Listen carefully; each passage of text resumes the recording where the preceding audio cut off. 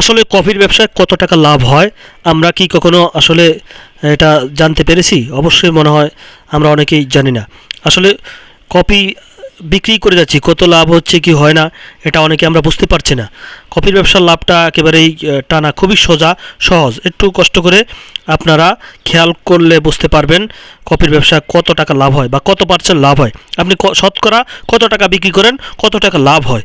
তো এই শতকরা লাভটা কীভাবে বের করবেন, এই জিনিসটাই আমি আপনাদেরকে আজকে বুঝিয়ে বলবো। অবশ্যই আপনারা ধৈর্য সহকারে ভিডিওটি দেখবেন কত টাকা কফির ব্যবসা শতকরা লাভ হয়। আসসালামু আলাইকুম ও রহমতুল্লাহ। প্রিয় দর্শক মণ্ডলী, আশা করি সকলে ভালো আছেন। আলহামদুলিল্লাহ, আমিও ভালো আছি। আমি চলে আসলাম আজকে হাতির ঝিলে কফি বিক্রি করার জন্য। তো এরই মাঝে আজকে কফির ব্যবসা, পায়ে হেঁটে হেঁটে যারা কফির ব্যবসা করেন, পায়ে হেঁটে হেঁটে কফির ব্যবসায় কত টাকা লাভ হয় শতকরা, তো আমি বলতে চাই আসলে শতকরা 60% আপনারা লাভ করতে পারবেন। 60%, 60% শতকরা আপনারা লাভ করতে পারবেন।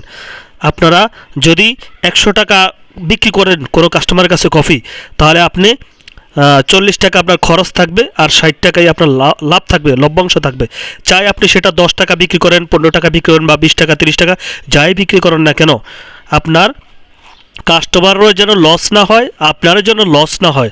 সবার লাভের অংশ মানে সকলেরই মানে লস যেন না হয়, এটা ঠিক রেখে আপনাদের অবশ্যই 60%, শতকরা 60 টাকা লাভ থাকবে আপনাদেরকে। যদি আপনারা সুন্দর করে অ্যাকুরেটলি প্রপারলি আপনারা শিখতে পারেন কাজটা, তাহলে অবশ্যই শতকরা 60 টাকা লাভ থাকবে। এখন অনেকেই নিজেরাই নিজের মতো করে বিভিন্ন জায়গা থেকে এক জায়গা থেকে ফ্লাক্স এক জায়গা থেকে কিনে, ভ্যাক আরেক জায়গা থেকে কিনে, ঠিক আছে, সঠিক কোনো দিক নির্দেশনা নাই। আসলে যেটার কোনো সঠিক দিক নির্দেশনা নাই সেটা ভালো মতো বেশি দিন করতে পারে না। অবশেষে দেখা যায় লাস্টে বলে এটার তো লাভ নাই, এটা খামাখা।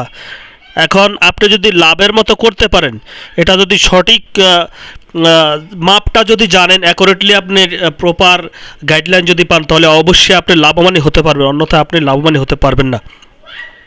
তাই সঠিক মাপটা আগে শিখতে হবে।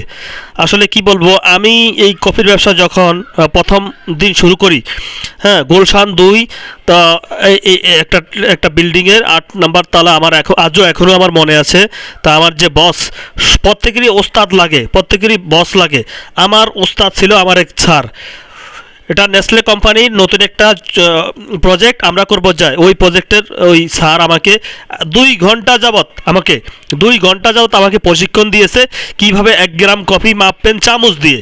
এখন আপনি চামচ দিয়ে এটা তো মাপা এভাবে সম্ভব না।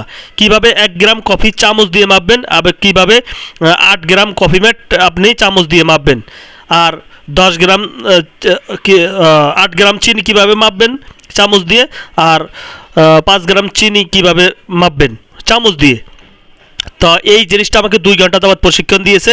তো আমি এটা লবণের চামচে 2 চামচ কফি দিয়েছি, 2টা ডিজিটাল মিটারের উপরে দিয়ে, এই ডিজিটাল মিটারে ওজনটা ঠিক রেখে 1 গ্রাম করেছি। তারপরে আপনার এই মেটটা 8 গ্রাম, তার চিনিটা 5 গ্রাম, এভাবে সকল কিছু আমি ঠিক রেখে এগুলো করেছি।